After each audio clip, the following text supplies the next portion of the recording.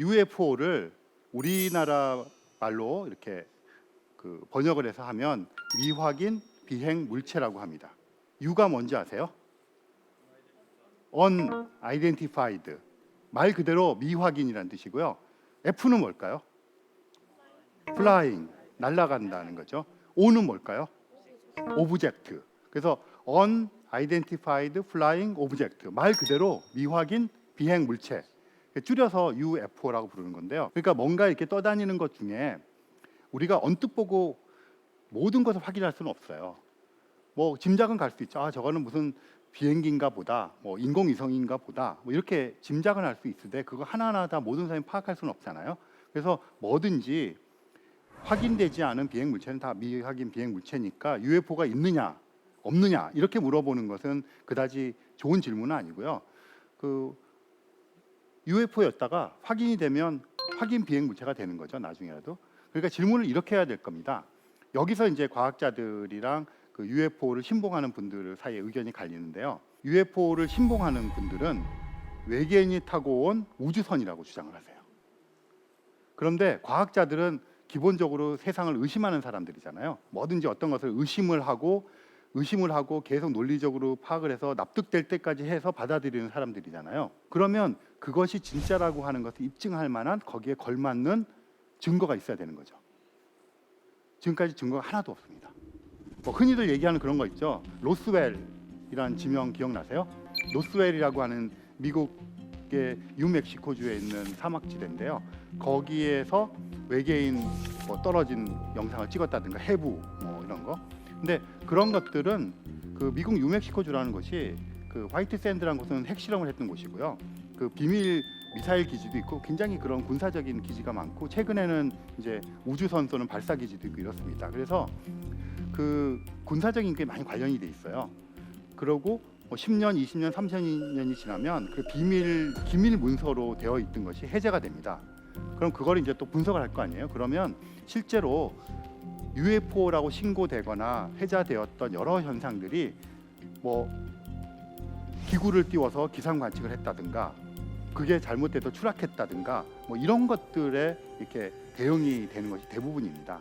천문학자들은 UFO를 외계인이 타고 온 우주선이라고 하려고 그러면 넘어야 될 몇 가지 의심 포인트들이 있잖아요. 그게 해소가 되지 않으면 받아들일 수가 없는데 어떤 것인지 잠깐 말씀을 드릴게요. 일단은 천체들까지가 너무 멀어요.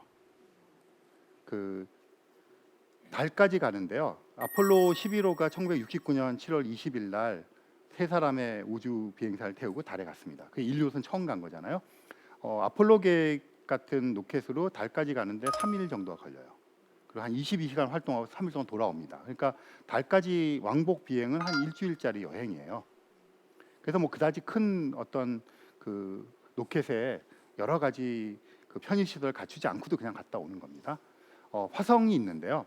화성과 지구는 대략 한 2년 2개월마다 한 번씩 가까워져요. 그럼 제일 가까울 때 그걸 보내는 겁니다. 그러니까 한 2년마다 보내는데 2020년이 화성에 탐사선을 보내는 해예요. 화성이 가깝게 오기 때문에. 그래서 2020년 7, 8월 무렵에 여러 대의 화성 탐사선들이 갑니다. 그러면 그때 얼마나 걸리느냐? 제일 가깝게 짧게 가는 게 6, 7개월이 걸려요. 통상 7, 8개월. 그럼 갔다가 한 달 정도 활동하고 돌아오면 500일이 넘습니다. 화성까지 여행은 500일 동안 살아서 갔다 살아도 돌아와야 돼요. 그래서 지금까지 달까지의 여행밖에 못했고 사람을 태운 화성에는 아직 가본 적이 없습니다. 일주일짜리 여행과 500일짜리 여행은 거기에 갖춰야 될 여러 가지가 다르겠죠. 생명을 유지해야 되는. 그러면 아까 제가 명왕성 얘기를 하면서 유호라이즌스라고 하는 명왕성을 지나갔던 탐사선이 있는데 명왕성이라는 곳까지 9년의 세월 동안 날아가는 겁니다. 그런데 그렇게 다니는 우주선들의 속도가 얼마나 빠르냐면요. 1초에 20km에서 30km를 가는 거예요. 1초에 20km면요. 그냥 어디로 갈까요? 뿅 하고 그냥 한 지역에 다른 지역을 뿅 가는 겁니다. 그 정도 속도로 날아가서 9년을 가야 명왕성에 닿는 건데요. 태양계 내에는 지구인 같은 지적 능력을 가진 외계인들이 없는 것 같아요. 보니까.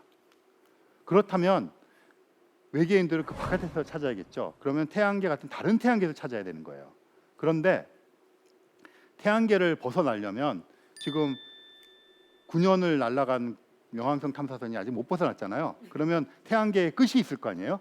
태양계의 끝에는 지금 우리가 생각하기에는 오르트 구름이라는 게 있을 거라고 생각해요. 오르트라는 건 네덜란드 천문학자 이름인데요. 그분이 해성들이 멀리서 오는 주기를 계산했어요.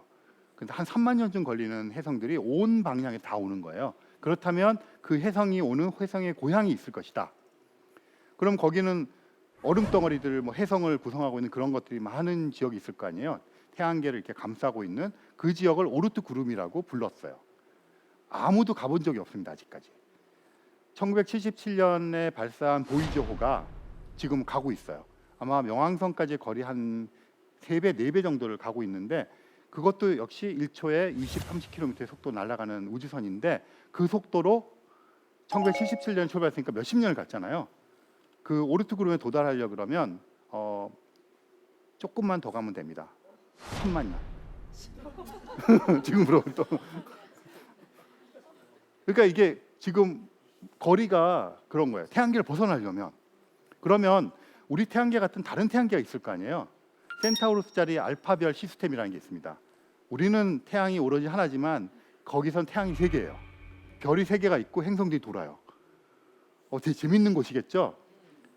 우리는 낮이란 말과 밤이란 말을 씁니다. 거기에는 낮 1, 낮 2, 낮 3. 뭐 이러지 않겠습니까? 밤, 그리고 밤은 다 져야 밤이잖아요. 그런 식의 이상한 현상이 벌어진 곳인데 그까지 보이저호의 속도를 가면 5만 년이 걸립니다. 그러면 외계인이 오려면 그쯤에서 와야 되는데 지구까지 오기에 시간이 너무 걸려요. 그러면 여러분 그런 생각하실 겁니다. 아니 뭐 시간이야 걸리지만 냉동인간 있잖아요. 냉동인간으로 가면 되지. 그래서 실제로 지금 그 죽으면 냉동시켜서 보관하는 그런 회사가 미국에 있습니다. 그래서 뭐 마치 장기 기증 그런 거 하듯이 이렇게 카드가 있어서 죽으면 거기서 출동을 해요. 그래서 이분이 죽은 걸 확인하고 일단 물과 피를 다 뺍니다. 우리는 70%가 물이라 그러잖아요. 세포막 속에 이렇게 다 있는데 세포막 속에 있는 물을 다 뺍니다. 피도 다 뺍니다. 왜 뺄까요? 냉동을 시키면 얼음이 되면 부피가 늘어나잖아요. 그럼 세포가 찢어지면 그냥 안 되니까 그걸 다 빼고 부동액을 채워넣습니다. 그런 다음에 이제 급속 냉동을 해가지고요. 그 들어가는 박스가 있는데 거기에 2명인가 3명씩 들어가요. 그래서 뭐 제 기억에 한 2억 5천만 원 정도. 그 다음에 다른 옵션도 있습니다. 뇌만 보관하는 거. 그러니까 목 잘라서 뇌만 파가지고 뇌만 보관하는 거. 그건 몇 천만 원 수준이라 그래요. 그 냉동 기술이 있습니다.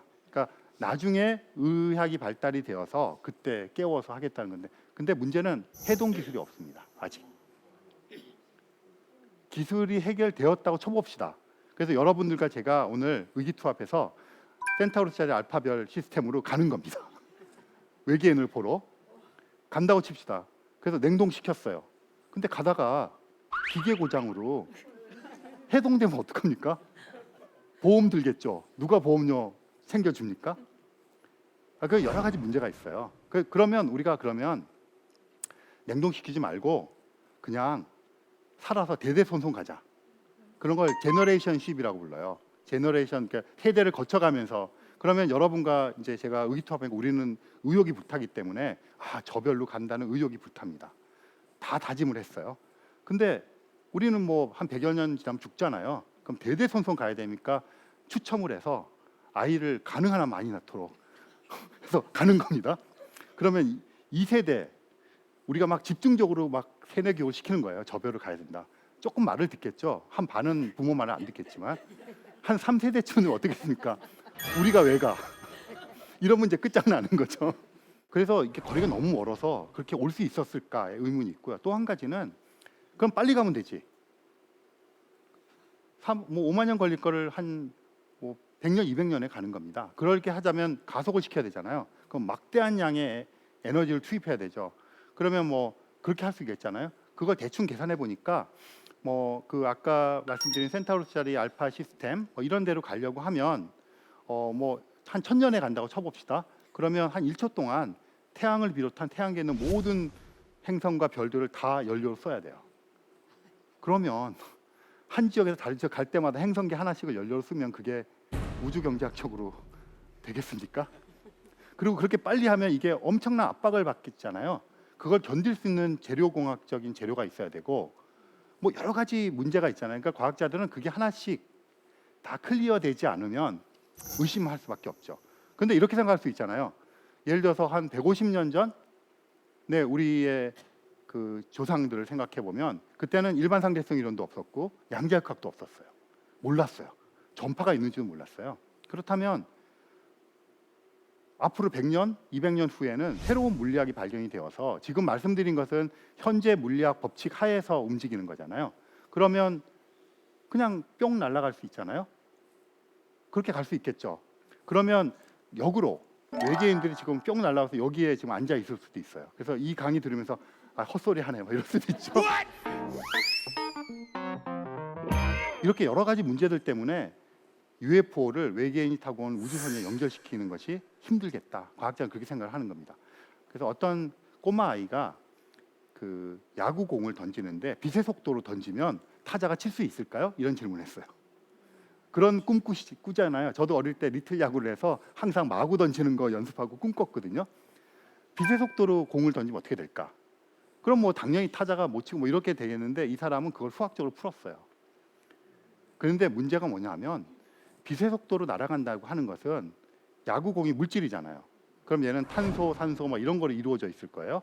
그리고 탄소, 산소 이런 애들은 원소잖아요. 그럼 가운데 원자 핵이 있고 전자가 있습니다. 그러면 공기도 비어 있는 게 아니기 때문에 공기 중에는 산소, 질소, 탄소 이런 게 있잖아요.